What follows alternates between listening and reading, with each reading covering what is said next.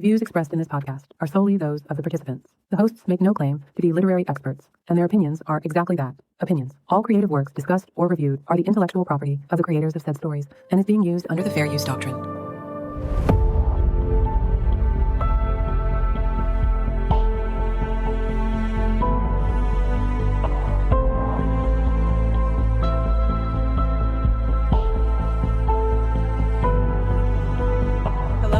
Of Swords and Soulmates, a podcast where we read, watch, and discuss romantic stories. I'm one of your hosts, Mari, and with me I have Kelly. Hey everyone, it's Kelly. We also have Ashley. Hey guys, it's Ashley. We also have Jonathan. What's good, everybody? It's JP. Bringing up the back of the bus today. We're a little. If you hear us cough, we're a little. Yeah, I was gonna say, and with cold. us we also have germies. Yeah. With us we have germs. Yes. Apologies in advance. Sorry. Luckily, you won't get them through your hearing of us. No, so. You're safe. Today we're going to be discussing Vampires of El Norte by Isabel Allende in celebration of Hispanic Heritage Month that runs in the U.S. from September 15th to October 15th. But first, as always, we're going to go into the news. And as has been the MO lately, we've got a lot. But should be fun stuff. So, although I will say first, before we even get to the news, I'm gonna do an actually and correct myself. The episode before last, we were talking about the con that the book con that Ruby Dixon runs in Texas, and I said it was Sinners and Saints, and it is not. It is Vixens and Villains. So I am correcting myself. That makes way more sense for what I know of her.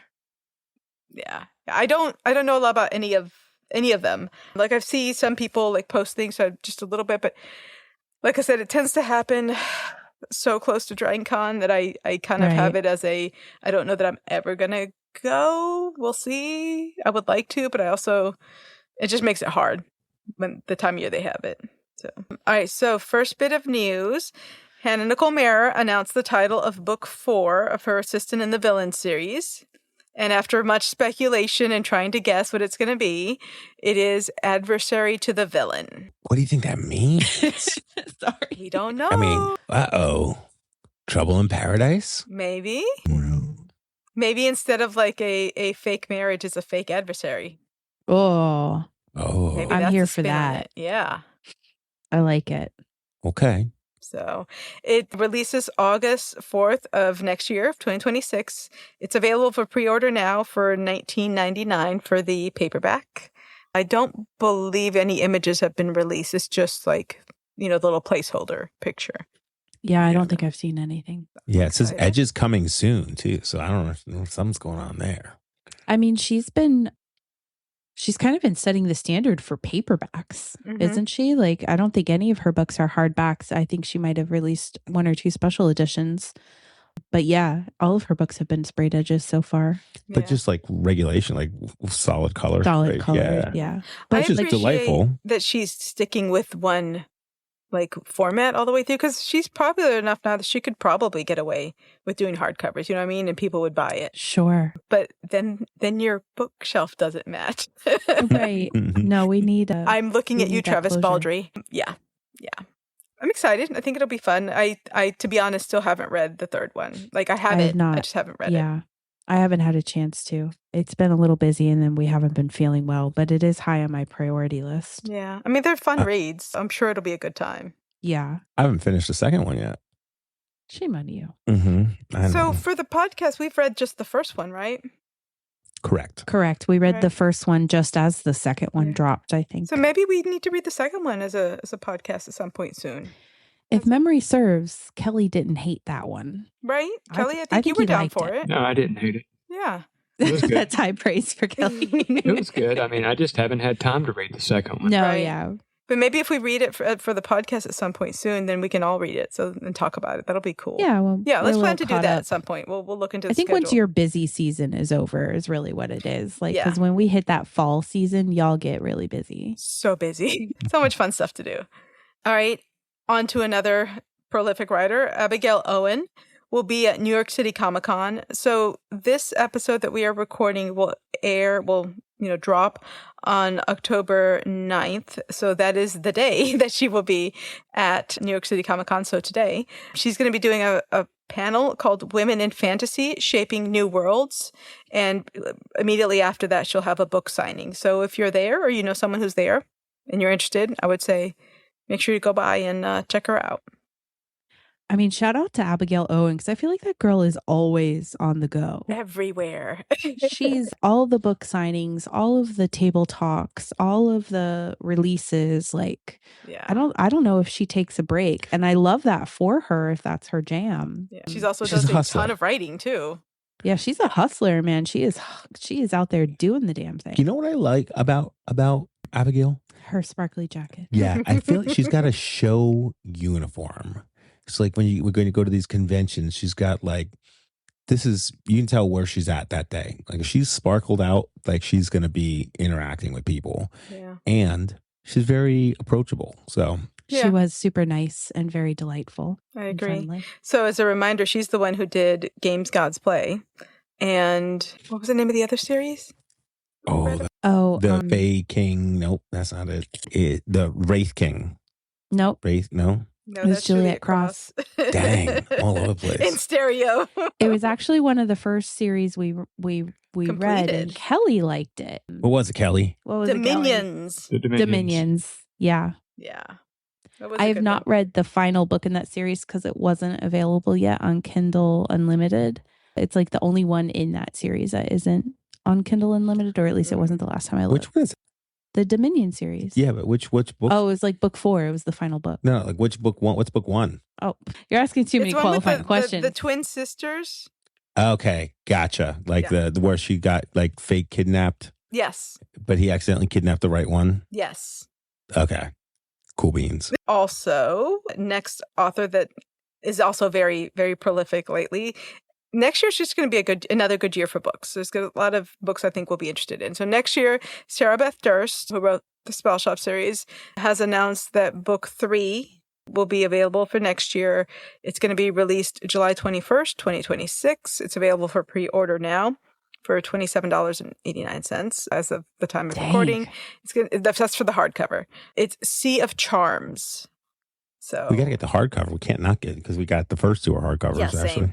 So, Why are you saying my name like I'm in charge of this? well, Or it's my fault? I'm pretty sure. For sure, this whole thing is your fault. I'm just going to say that we made this book happen because we talked about wanting to know the story of like the mariner chickie. Because I think that's what this is, 100%. 100%, it's us. It's all our fault. It is. We'll just wait for our commissions. to Yeah, we roll in now. manifested this. Thank you, Sarah. Yes, we appreciate you. And the cover It's a good looks looking book, pretty. Yeah, too. it's like in line with the other books in terms of like, looks like a cozy situation, cozy vibe. So Mhm. I'm excited. A spell shop novel. I like it. Yeah. Another author we've read that is also getting pretty prolific is Rachel Gillig. She wrote the One Dark Window? Yeah. She also wrote The Night and the Moth, which has been talked about, very popular. I read it. I enjoyed it. She announced that the sequel to that one is going to be coming out. So that series is called the Stonewater Kingdom series. The sequel is going to be called The Knave and the Moon, Knave, Knave and the Moon. It releases September 2026, September 1st, 2026. Available for pre-order now, $32. Has anybody read The Night and the Moth?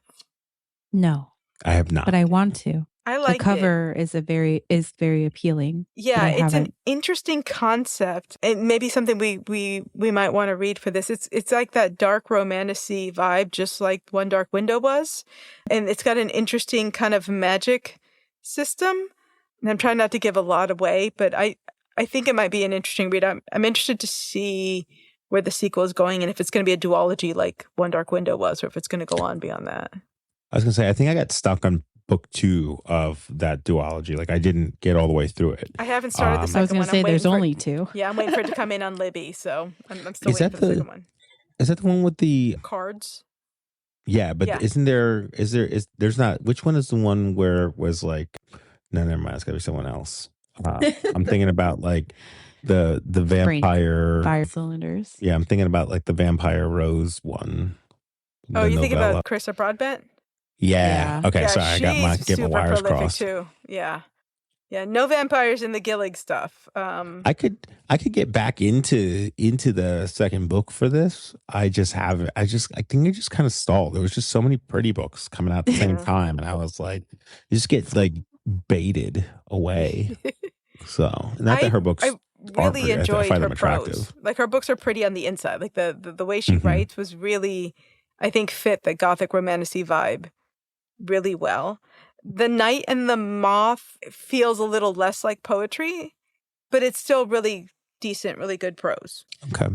Moving on, we have Senlin Yu, who wrote Alchemized, has sold film rights to Legendary Entertainment in a 7-figure deal. Shocker. Yeah.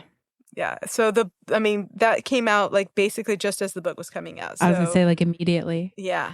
They would be silly to not try to capitalize on that, honestly. Right. They have to try. You know what I mean? Yeah. I don't know how they're going to do it. Is it a movie or is it a TV show? Did it say? I don't think that it said. It says a feature film. Film? To develop a feature film Ooh. based on Alchemized. That's I don't a see lot how for you- one movie. We're talking over 1,000 pages of book. Well, it's Got to be a series then, but then that's going to piss people off. I mean, the heart, like, movies compress, right? I mean, That's what I'm saying. It's going to piss people off. Yeah. Yeah. I mean, it might open the door too. Like, how many movies open the door to books for people? Yeah. So it could go a number of different ways, but maybe it turns into a franchise of sorts. I don't know. Yeah, like a film series is what you were saying, right, Ash? Yeah, I mean, that's the only way that you get through it. I mean, you think, Twilight or 50 Shades or Hunger and Games. Well, I guess arguably Hunger Games is those. multiple books, yeah. Yeah, I mean, and they were all multiple books. I think Sinlin Yu made a very conscious decision not to do that to her fan base, right? Yeah. And I think she's spoken on it to where she was very clear that she wanted this to be one book. So it could be argued that, hey, we know, the premise, we know how this is going to end, so we can take our time with the movie. And divide it. They could divide it out. Yeah. They're going to have to. I've heard such good things about the book. I haven't had the time to sit down and read it. Me either. I have it and haven't started it, so. But I've heard really, really good things, both from fans of Manacled and people who haven't read Manacled at all are saying really wonderful, powerful things about it. And, I think the biggest takeaway from it is that this isn't a romance, but it's not meant to be, right? Like you and I know the true premise of this, and it's a lot of things. Oh wait, hold on. Are we talking about is this the lady? She wrote the fanfic? She wrote a fanfic. And then it evolved into Alchemized. Like the story, there were some retail, and now that is getting. Yeah. Oh. Yeah, the retail, the printed version. The professional, individual standing piece of work. But this isn't to be confused with some of the drama that went down over the summer. Like that was a different author that had the issues with the conventions and. Yeah. I wasn't trying to conflate that. No, I didn't realize that Alchemized was the lady who had had success with it. Yeah, because this is her first ever. Odd success. It's her first book ever. Yeah. Good to for have her. sold the film rights for 7 figures is. Right. Intense. Also, if you pre-ordered the book and submit your receipt to alchemizedbook.com, you can get a digital download of 11 original illustrations done by the artist who illustrated the book. Yeah. Oh, wow. So that's a big deal because if I'm not mistaken, it's the same artist that did Manacled. I believe so. Yeah. So that's going to be a big deal. I'm going to do that. I didn't know that. Yeah. And there we go. Bonus points. All right. A new author. Well, this author has written stuff, but I don't think anybody here has read anything by them other than I think I read one book by them. In preparation for the holiday reading season, author B.K. Borison, Borison, is releasing their first paranormal book. It's a paranormal holiday romance that involves the ghosts of Christmas past. And it is called Is it a sexy Good Spirits. It sounds. Is it a sexy? Are you trying Yes. I love to get Me going? too. What's Look, I think going maybe on we here? need to read this for like holidays this year for the podcast Let's as our take a look holiday at read. this.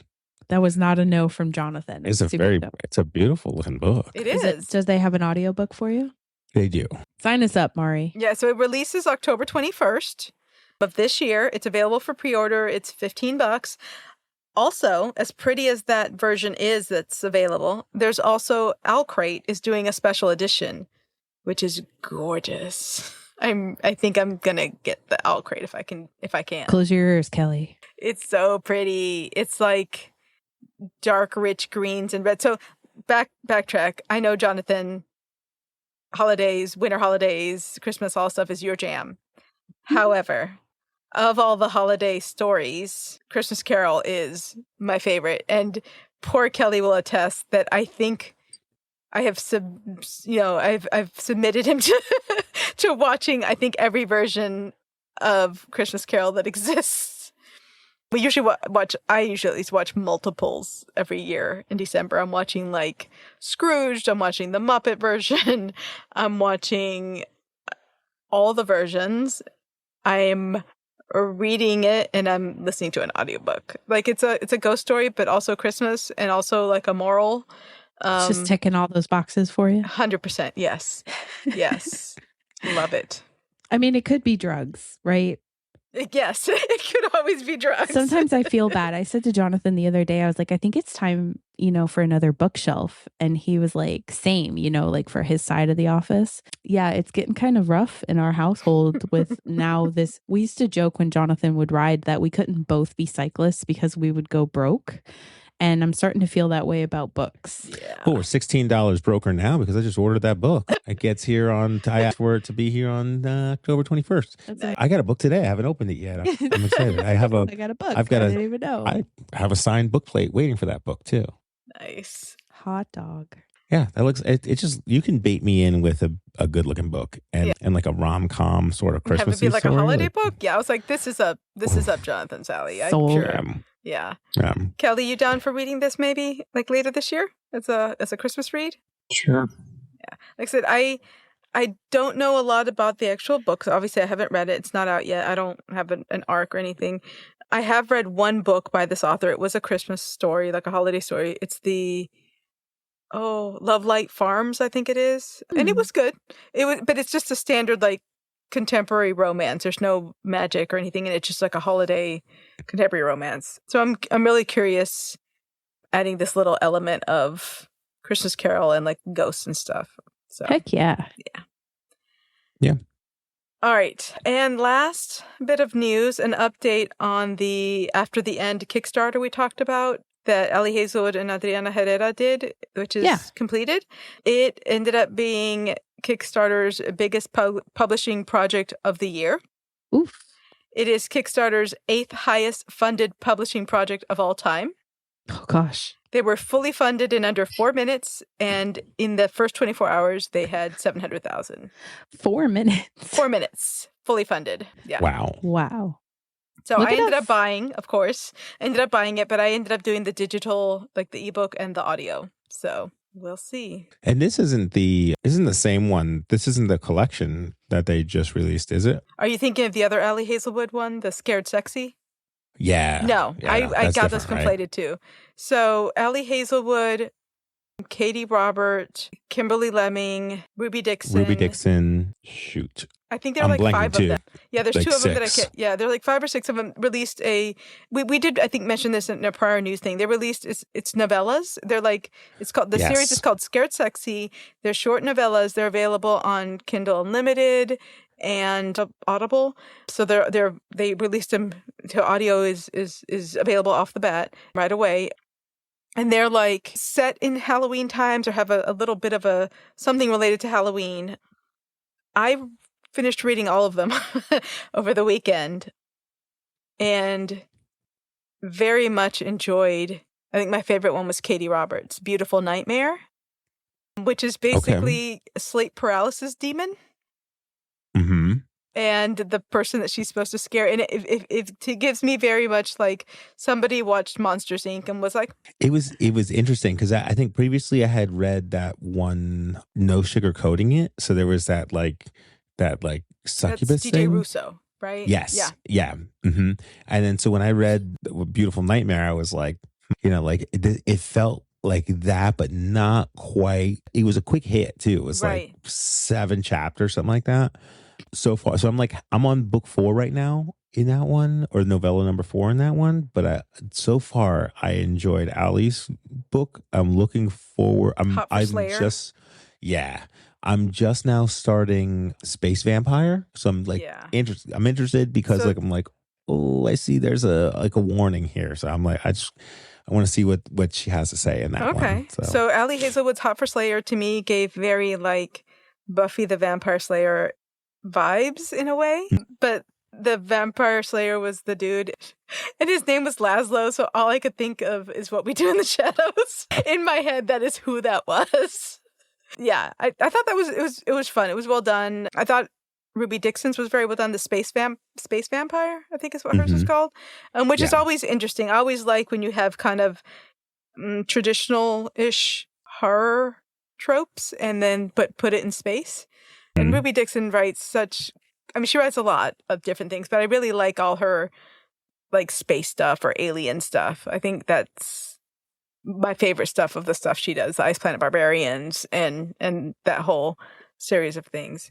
I thought Space Vampire was good. I thought it was well done, to be honest. Okay. I'm looking forward to it. I also have like By the Horns that I'm still like, that's still on deck too. And I'm like, I really did like Bull Moon Rising. So I was like, same. I haven't read that one yet. So I'm interested in what she has, because those are two different, like the space. And I did read the first Ice Planet Barbarians, and I was like, that moved fast, and that was like spicy. Yes, like it was like. But they're very fast to read. They're very easy to just finish. So the other one I liked in that series was the Kimberly Lemming one. I'm looking forward to the last one. I'm trying to remember the name of it. I don't have it up right now. All My Boyfriends Are Monsters. Yeah. Yeah. So if you like Kimberly Lemming's like funny, satirical, wackadoodle way that she writes, but she did the Mead Mishaps book that we read that time I got drunk and saved a demon. That one. Yeah, that's that author. I want you to know that I just like ripped that off right off the tongue. I don't think Kimberly Lemming can do any wrong. Right. I think all of her books are going to be worth reading. And if I could go to the library and just get all of the Kimberly Lemming books, I would read them one by one until I've devoured them all. And I've only read one book. That was enough. I know. Yeah. I just know that she's always going to hit her mark. I agree. Did you get through Spicy Little Curses? Is that? I did. I thought that it was interesting because it was set in New Orleans, which, I like. I thought that it felt like a development idea for a longer book. So it's not bad. I just felt like that story would have been better served with more time to develop the characters and the storyline that it went into. I think it tried to cram a little too much story into a short novella. I mean, who's to say that they're not going to make those bigger books either? Right. I mean, I think there's definitely some. They're probably just putting some feelers out and be like, "How crazy are you, bitches?" I mean, some of them are longer than others, right? So, like, Ali went a little deeper.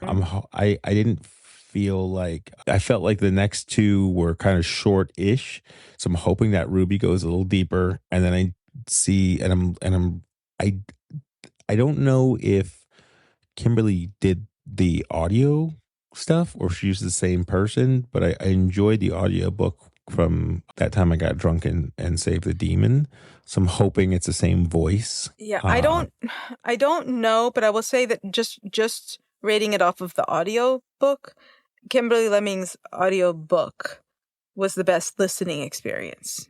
I very much enjoyed that listening experience of it. Nice. Yeah, the only other one we haven't mentioned was Falling by Christina Lauren. That was the second one. Okay, yeah. Sorry. Yeah. It was probably my least favorite. It felt to me very incomplete. Yeah, I'd have a hard time telling someone what actually happened. So Falling, that was the party? Yeah. Okay. Yeah, so I'm with you. And maybe we should save this discussion for later. But yeah, I'm glad you said that, because I was like I'm cruising, and then all of a sudden I'm like, oh, it's over. Yeah. What the hell just happened? Yeah. So that was our mini review of the Scared Sexy series. Yeah, y'all are welcome. I did like it. I would recommend it though. Yes. Get out there and get it. It's worthwhile. A delightful treat. Yeah. Like it was a great way to be, if you want a little mini intro to some of these authors' writing styles, like I thought it was a good way to not have to commit to a whole book, you know? Mm-hmm. All right. That's it for the news, unless anybody has anything else. The only thing I would add is that I know we'll be late when this comes out, but still worth a shot. What's her name? Rebecca Yaros her store is opening on October it. 1st. It will have Threshing opened Day. on the first threshing day for some merch stuff or some more. She's not managing it, but she's like turned it over to a team to manage it. And I think part of the issue, she really didn't have a very shoppable store. There was a whole bunch of links crammed up with that, like very little direction. So I'm hoping that this is more of like a Shopify setup, more curated with like better pictures. Like a and better you don't have to, shopping like, do experience. 50 different It's going to be more expensive, but yeah. Naturally. I'm pretty stoked. You know, do you remember that she did the Red Sox thing in the last couple of months, and they had the Ryerson wing leader jackets for the Red Sox game? So in the caption of one of the posts about the merch shop, it said, you know, are you looking forward to your Ryerson jacket or something like that? And so I think, you know, that was kind of like a soft launch for some of the stuff we can expect. So I'm stoked. I mean, it's nice to be able to have a place that you can, like a single place, hopefully, that you can go and buy things that are licensed and, you know, approved by her. I do appreciate an independent shop, and I want to be able to shop, you know, small and local. But to an extent, you want your stuff to be approved by, you know, the creator as well. I agree. So I'm excited to see what they come up with, because I think this is just a world that we are not done by far, you know, exploring. And to see some visuals tied to it is really exciting. And for the other sports fans, I think she also did like an Avalanche jersey. She did like a Denver hockey game recently. I think you're right, but I didn't read up on it, so that's fair. Yeah, so if you're interested in Rebecca Yaro's merch, go over to her store. It'll be open by the time this episode drops. So that's what we're talking about. And get some Fourth Wing stuff. Or hey, if you have someone in your life who's into that stuff, guess what? Holiday gift giving time is coming up. So heck yeah. That would be a place to maybe get something for that person that's, you know, Fourth Wing obsessed in your life. That site's definitely going to crash. I hope they're prepared for probably it. October 1st, but I think by the time this comes out, hopefully they'll have like... It'll have calmed down. All the kinks will be out of it, so... Oh no, keep the kinks in. We like the kinks. Okay, so because I know all you guys have sent stuff in for us to talk about news, so I think I tried to get everything that was going to be, you know, that hadn't passed by the time this episode comes out. So is anything I missed, or are we good? No, girl, solid job. Yeah, well done. Okay. Kudos. All right, so why we chose the book onto the book discussion, because it's Hispanic Heritage Month, and we wanted to read a Hispanic author, and also I'd heard good things about it, and also it's got vampires in it, and the spookening is upon us. The spookening. This book was published August 15th of 2023. I'm going to read the synopsis, and then we'll get into our details. Vampires, vaqueros, and star-crossed lovers face off on the Texas-Mexico border in the supernatural Western from the author of The Hacienda. As the daughter of a rancher in 1840s Mexico, Nena knows a thing or two about monsters. Her home has long been threatened by tensions with Anglo settlers from the north, but something more sinister lurks near the ranch at night, something that drains men of their blood and leaves them for dead. Something that once attacked Nena 9 years ago. Believing Nena dead, Nestor has been on the run from his grief ever since, moving from ranch to ranch, working as a vaquero, but no amount of drink can dispel the night terrors of sharp teeth. No woman can erase his childhood sweetheart from his mind. When the United States invades Mexico in 1846, the two are brought abruptly together on the road to war. Nena as a curandera, a healer striving to prove her worth to her father so that he does not marry her off to a stranger, and Nestor as a member of the auxiliary cavalry of ranchers and vaqueros. But the shock of their reunion and Nena's rage at Nestor for seemingly abandoning her long ago is quickly overshadowed by the appearance of a nightmare made flesh. And unless Nena and Nestor work together through their past and face the future together, neither will survive to see the dawn. Bum, bum, bum. That's a very serious synopsis. I didn't actually read the synopsis. You read the book, honestly, right? I read the book. Yeah, I think the synopsis kind of, if I had just read the synopsis, I think it would have felt a little serious and a little maybe off-putting, but I'd heard so many good things about it that I wanted to give it a try. I'm going to go first because I haven't gone first in a while, and I'm not going to make hit Ash us. go first like she has done, has had to do, poor thing. I really like this book. I don't think I've ever read a Western that I can remember. I remember liking watching Westerns, but I don't think I'd ever read a Western. I'm also don't know a lot about that time in history, and I also am a little hit or miss on historical fictions, historical romances, so my expectations were iffy. So I was expecting like a horror historical romance Western kind of thing with vampires as like the monster. And I feel like what I got was like a gothic historical romance with vampires, like vampires exist, but like the true monsters were the humans. Like patriarchy, colonialism, imperialism, colorism, sexism, toxic masculinity, like abusive childhoods, all that stuff. And I don't feel like it was done in a heavy-handed way. I feel like there were parts in the middle of the book that dragged a little bit. Felt a little like telenovela soap opera-ish, that I had some eye-rolling moments, but overall, I really enjoyed this book. Like, it made me feel things. I mean, I think that's always kind of the hope, right? Is that it'll make you feel something. And if it's a positive feeling, then it's just a bonus, right? Yeah. I did also enjoy this book. I was concerned, I'm not going to lie. And it was an audio for me, which I think helped because having, the tones and the inflections sometimes, especially because this wasn't 100% English, right? And I am 100% English. So there would have been areas for me that I probably would have preferred to read it, but then I probably would have gotten all the words wrong, in hindsight. But I think hearing the tones and hearing the inflections of speech and hearing the passion, behind both narrators, because there was a male and a female, it just really, it made it so much more moving. Like, this author is a very poetic author. I felt like there was so much imagery, there was so much feeling in everything, and there was so many callbacks to other feelings and other images. You know what I mean? Like, she just it was like a painting. It was like listening to the colors of the wind, in Pocahontas. Like, everything just blended and merged, and it was like listening to poetry. Agreed, it felt maybe a little bit long, but not in an unpleasant way. It's more like in an Ashley's way too busy kind of way. But it was overall just such a pleasure to listen to. And I feel like I learned some stuff, right? Like, to your point, I think I said it to Jonathan, like, I've read about 1840s Victorian England or whatever that time period was, you know what I mean? But not Mexico in that time period, right? So, like, what a different perspective. I've read stupid Westerns for sure. There's some good, dumb stuff out there, but this one was quite lovely. Yeah, it's good to get your viewpoint on the language thing, because that's one thing I was thinking as I was reading it. I'm like, there's a lot of Spanish words in here. Like, I wonder what everyone's going to think. But they get their point across, you know what I mean? So again, I think listening to it helped me get that point across. Like, there were words that I had never heard of, right? Especially not having spoken a different language ever in my whole life. It's just not, in my DNA in the way that it is for others.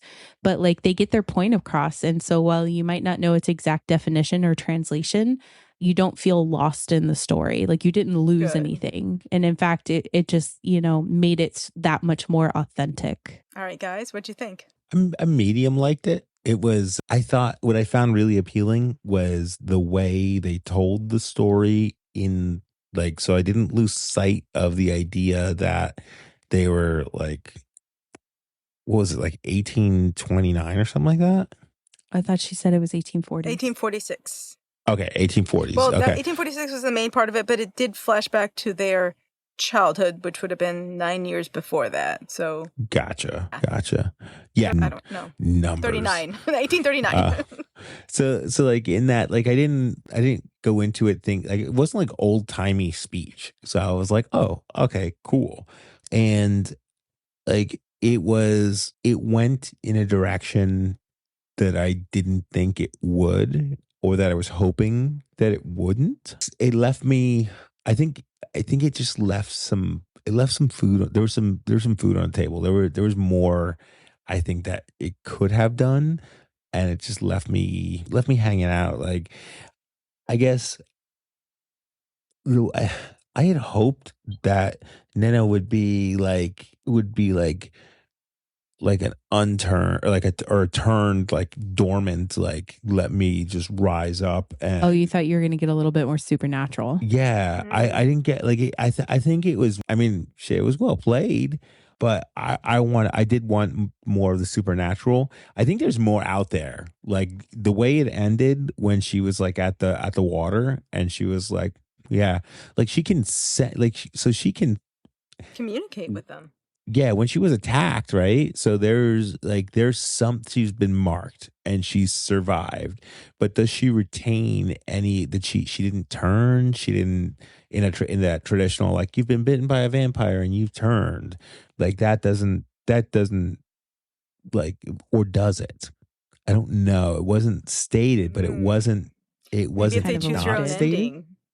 Yeah, and then when she like kind of looked across and they stood up and like went in the other direction, like maybe there's a part two, and maybe that part two is like, hey, you They got to join forces. you're one of us. We need your help freeing what the Yankees are doing here. We need to fix this. Come and help us get like level the playing field or even the score. And if you do this, we'll offer you this reward. But we're going to activate you now. Activate. You know, like I feel like I wanted that Do activation. you know that you just wrote like a whole book right now? All right, cool. Yeah, Get you on know where to that. send it. Yeah, you know where to send the check, mister. But yeah, I think that's a cool, I think that's what I was missing here. Like it was, instead it turned out to be like more of a, like it was the The love weaponization. story. It was the weaponization of a magical creature, right? Or like a legendary or whatever creature, as the by the Anglos, as they invaded and were attempting to colonize a land that didn't belong to them. You know, like, hey, we're gonna take what we want, and we got these dogs on a chain doing it for us. Yeah. Excuse me, I'm sorry, but it makes me think, like, why, like, you know, like It was a lot of effort. It was a whole bunch of effort. So like, and why like, I still feel like they could be like, hey, let's go activate her and get even. Anyway, Like they have a spy. they have an ally. I think that's, Yeah. I think the idea that the ally, the resources of the ally, or she wasn't unlocked to her full potential. And that left me longing. That's why it was like, it was medium okay. But I do agree that it kind of like, I didn't need to hear all the like traveling back, you know? So it was like, I think for me, it was about the fact that it was like a whole very much stereotypical romance soap opera third act breakup thing where they just wouldn't talk to each other and get past it, which is frustrating. But I guess, that's a feeling too.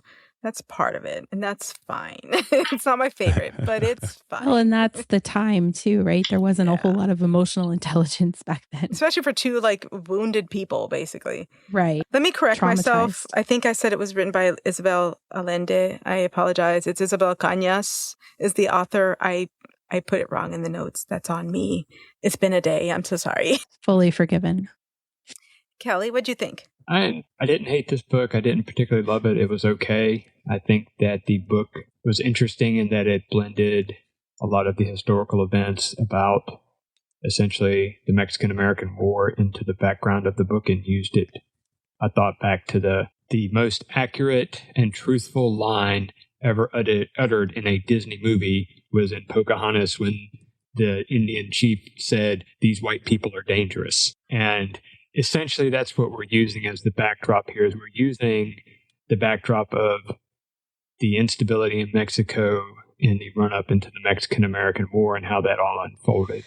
So that was interesting that we had a lot of those events blended into it. And for the most part, I feel like it was fairly accurate as background type setting. I was wondering. I was going to ask you. I was like, how good is this, Mr. History? I mean, it was okay. You have to remember, up until the Mexican-American War, the Republic of Mexico was very unstable, kind of. They didn't really have a very effective centralized government because once they had been separated from Spain, the Mexican government was really kind of weak. There was a lot of corruption. There wasn't a strong central government.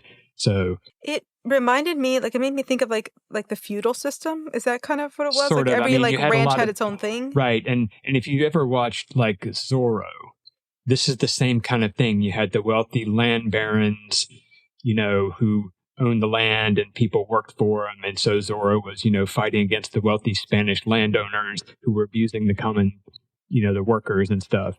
So that's a very, idealized historical trope of Mexico at that time. So during this time period, you had the Texas Revolution, you had all that happen. Texas, was separated from Mexico.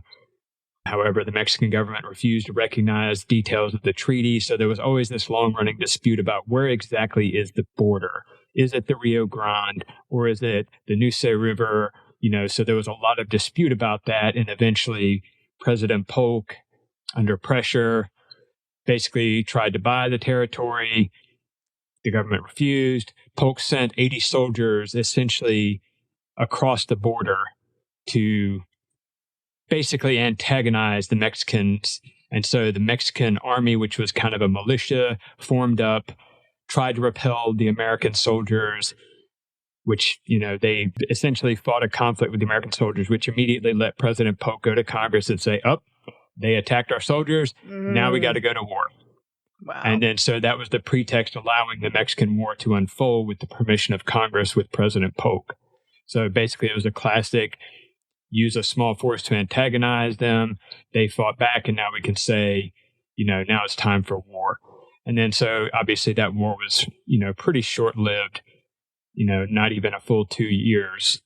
And, that eventually settled with, the entirety of the Rio Grande settling the disputed territory and all that kind of stuff. So that's kind of the 30,000 foot view of the Mexican-American War. Okay. So on the most part, it was accurate because what we're looking at is we're looking at that time period where those small group of soldiers from the United States had come across specifically to antagonize the Mexican government. And so the Mexican army, which was more of a militia, was augmented by a lot of, Mexican citizens because they knew the Mexican militia wasn't very big or strong. So a lot of Mexican farmers, workers, supplemented in this in a true militia style. And so that's kind of where this is taking place, is right in that conflict there, which essentially the Mexican army, had casualties, but they really did get pushed back because essentially a very underfunded, undertrained, under-equipped militia was not going to be a very good match for 80 well-trained, American, well-armed, well-trained American soldiers, even if they didn't soldiers. have vampires. Right. So I like that we had that accurate historical stuff going on here, and I like that we're blending all that together. And what I found interesting was that we're also blending another sci-fi fantasy type plot device, which is that the enemy is using captured supernatural creatures as weapons. So we see this in a lot of other type stories where, you capture zombies or some other kind of monsters and you train them or use them to fight your enemies instead. So this is what we're seeing. We're seeing the Yankees take these vampires and then try and basically turn them into weapons to use against the Mexicans. Yeah. And so we're kind of humanizing the vampires as, they're not really wanting to fight in this battle. They're kind of being made to. They're being used as a weapon. So, we're trying to get some sympathy, I guess, for the vampires. Interesting. So it's a very interesting way of putting in that. So the vampire itself really wasn't even a big part of the book. I agree. So yeah, it was definitely secondary. Right. So I don't know. I think if you take the vampire part out, you essentially have the same story. I think in a lot of ways you do. I think what the vampires showed, in my opinion, the one thing that it did that it wouldn't have been able to do without them is kind of like Nina using the power of like the land and what she was taught by the people around her and having her own way of power and her own way of contributing. Right. that wasn't like military or like guns or whatever. It was her using the power that she had and the knowledge she had and the skill set she had to contribute towards the party, so to speak. Right.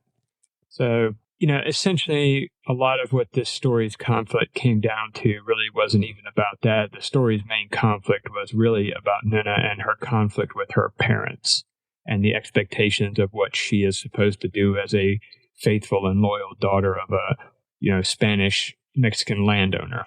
Yeah. That's essentially what the conflict of the story was. The vampire stuff, all of that is just background conflict. The real conflict was daughter versus parents and, not marrying the people that they want her to marry. Yeah. The real enemy was like patriarchy. Right. Yeah. There's a quote, like my favorite quote from the book is, "She became more and more tightly bound by the ropes of womanhood. He roamed free, unburdened by responsibilities." That was like her synopsis of them growing up. Yeah. How they grew up differently.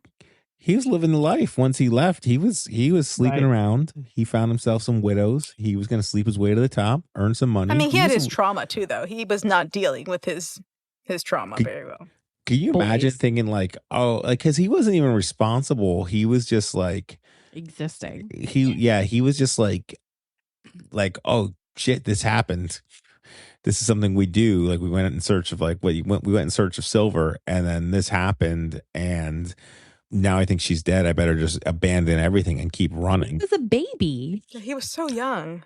Yeah, but then you show up and she's there. You're like, dang, I left home. Nobody told me once. Like, hey, where'd you go? Yeah, like his grandma didn't tell him. What the fuck? Well, you gotta remember though. Remember they addressed that in that like writing. Like first of all, like not everybody could write. It was kind of a thing that he could read, and so you're having your letters and the things are processed through other people. So like his family wouldn't be able to write him directly. It was being processed through other people, so it was limited as to what they could tell him. I don't know. Abuela should have let him know. But also, I don't think they really knew. Like that's why he left. I think they were just like, oh, he just decided enough's enough. I'm out of here. Like he's also a baby, so like ask questions. I don't know. I get it's a different time, right? Yeah. So like to try to presume that I understand what's going through their head. But I mean, he was literally just a child when that all went down. And it's probably a miracle that he survived after that alone. Yeah. If it's interesting to like process how impatient they were with each other upon that reunion, right? Like, because the emotional intelligence that we have, reading it, it's like. You felt they were impatient? Yeah. I thought she was very impatient with him. All she recognized was that he left her. He left her and he didn't come back. But I read that as scorn a bit. But like she acknowledges it at one point. She was like, a smarter, wiser woman would process his trauma and, recognize that he left because he thought that she was dead and that there was no world there for him without her. And she was like, but I'm not that woman. Yeah. See, I got the opposite of, so I read a whole bunch of patients where they were just like, I don't need this, and he's like, yeah, cool, I'm cool without this too, kind of thing. And it was just like, they weren't like to me, I think impatient would be like, oh, I haven't seen you in forever. Let's get it on. No, kind of thing. Like that's desire. That's not impatience. Impatience is that feeling you feel when you know the answer to something, but you're not allowed to call them idiots. Like you have to let them work through their own problems. I can't call them. You're not allowed to call the neuroregs idiots. No, you can't call the neuroregs idiots. So my bad. That's what impatience is. Sorry. Yeah, it's that miscommunication thing to me. But it is. It's all because we're looking at it as grown people. We're looking at it as people that didn't go through these trauma. Like Nestor lost his whole world as a kid and like basically he left and raised himself feral, thinking he had killed the love of his life, like the one that he wanted to marry. And she, thought that he left her. And she's also trying to like prove herself of some worth by what she can do and what she can do to help people so that she doesn't get, sold off to another branch or whatever. Anyone feel like Beto is just a tool? No, I think he's doing his best. He was just kind of like, I mean, like a pawn in this whole story where he was like, no, he's you know who he is? He's hey.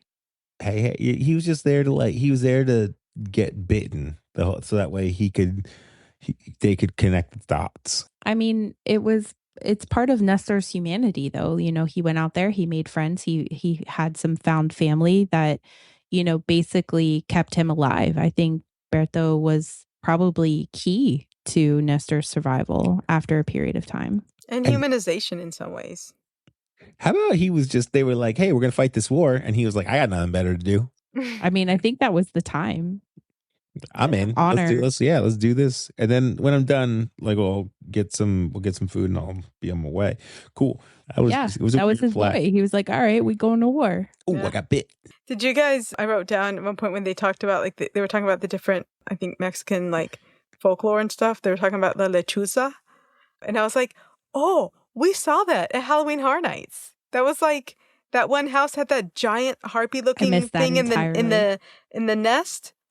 That was a lechuza, because I'd never heard of it before, and I was very impressed by that larger-than-life-size puppet in that room. House. There were a lot of mesmerizing things going on that night to catch you off guard. And I'll be honest, a lot of it I was like not super detail-oriented in those houses.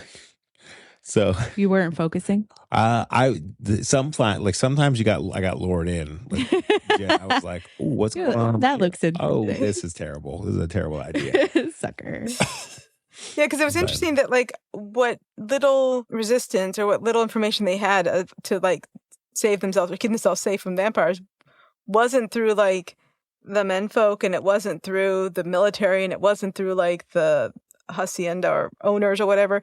It was like the healers and the women who were like, hey, put that salt in that saddlebag. you're gonna need just that in case. There was a whole bunch of faith in salt. Yeah. At that point it was right. It was like, what do we have to lose? Like other than actual death, right? Like might as well. Did they call them vampires? Did they label them?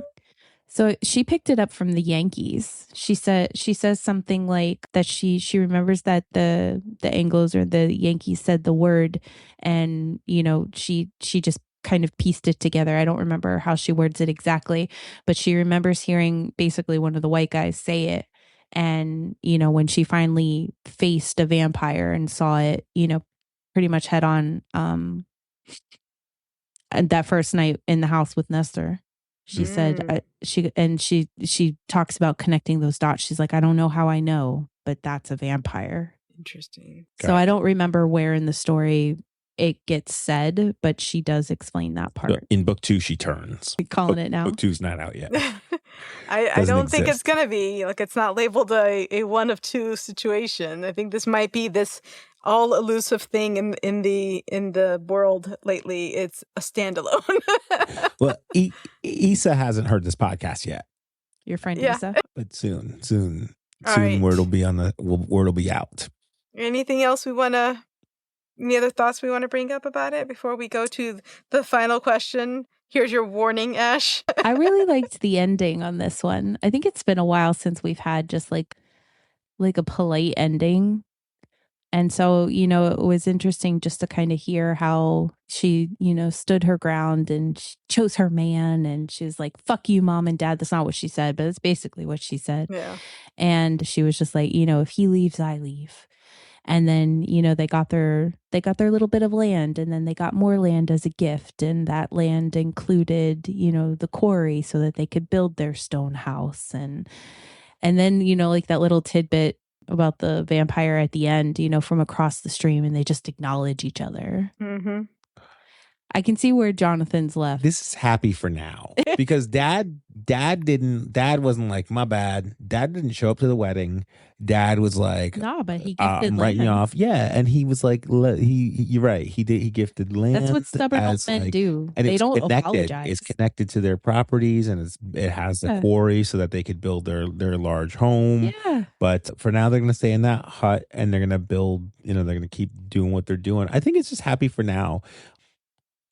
The only thing I would say is I found it easier to read than I thought it was going to be. I thought it was going to be like like real old timey, and it just it wasn't contemporary either. It was just it felt, it didn't feel forced, and I didn't feel like I was just in, like, it didn't feel like I was in a less technological space either. Yeah. Does that make sense? I don't even know if that is Yeah, it was a like easy to logical thought. digest. Yeah. Yeah. It didn't take away from the story. It didn't pull you out of it. Correct. Kelly, any wrap up thoughts from you? No. Yeah. I enjoyed it. I thought it was a good story. I think it would be a really interesting visual if they did like a movie. I think it could be an interesting movie made of this. Agreed. Yeah. Or a telenovela. I'll watch a telenovela of this. All right, so the final question. Is it a kissing book? Mara, you're on deck. You go first. Crickets. I actually didn't think about this. Oh, my, how the turntables have Tabled. So sorry for the coughing there. That made my night. Thank you so much. Okay, I'm going to say that it is a kissing book because if they didn't care for each other the way that they did, she probably wouldn't have taught Nestor to read. They probably wouldn't have been able to coordinate and over everything that happened. And like, she wouldn't have had the bravery to try what she did with the vampires and to like stand up to the way things have always been in the patriarchy and kind of speak up for their happiness. So I'm going to say yes, it's a kissing book. Yeah, I'm going to agree. It's like a cautionary yes. Like there are elements of this story that don't require the other person, right? Like their lives would have gone on. They would have been, simpler. They would have been less fulfilled without each other. But I do think it was, the affection for the other that really got them through that after the battle period, right? And got them home in a relatively safe manner. I don't know if as individuals, if she would have made it at all, right? Yeah. If for no other reason than just the brute strength of the thing initially. But I think it was her protectiveness over him in his wounded state that, she stood up and chopped that vampire's head off, right? Because then who knows? I don't know if they had killed a vampire up until that point effectively. So it was really, protecting Nestor that brought her to that place. And then she was able to bring that knowledge back home, right? The salt, the chopping off the heads of the vampires, the concept that maybe she can speak to them. If they hadn't cared enough for each other to protect each other and get each other home, I don't know that it would have continued and successfully the way that it did. All right, guys. It's definitely a kissing book.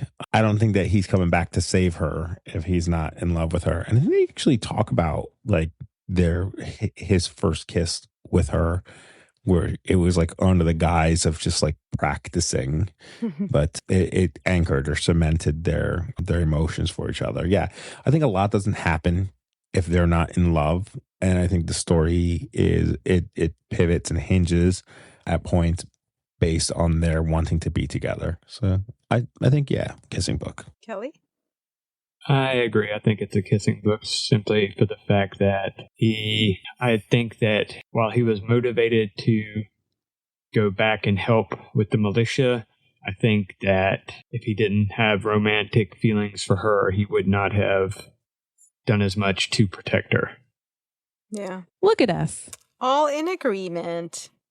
Yay. All right, anything else before I wrap it up? I feel like we covered it. Okay. All right, so thanks for listening to Of Swords and Soulmates. Before we go, make sure to check the show notes, rate, review, and subscribe to us on your podcast app of choice. It helps others to find us and lets us know what you're enjoying. Follow us on Instagram, TikTok, YouTube, Facebook, or Goodreads, Of Swords and Soulmates. Check us out on our website, ofswordsandsoulmates.com. If you'd like to offer a suggestion for a future episode, book, or topic, feel free to reach out to us on any of those options. If you want to read along with us as we prep for a new episode and get chapter-by-chapter interaction, join our Fable app book club by searching for the Of Swords and Soulmates book club. And last but not least, we hope you'll join us in 2 weeks for our next episode when we will be reading and discussing The Cruel Dark by Bay Northwick. Bye. Bye. Bye.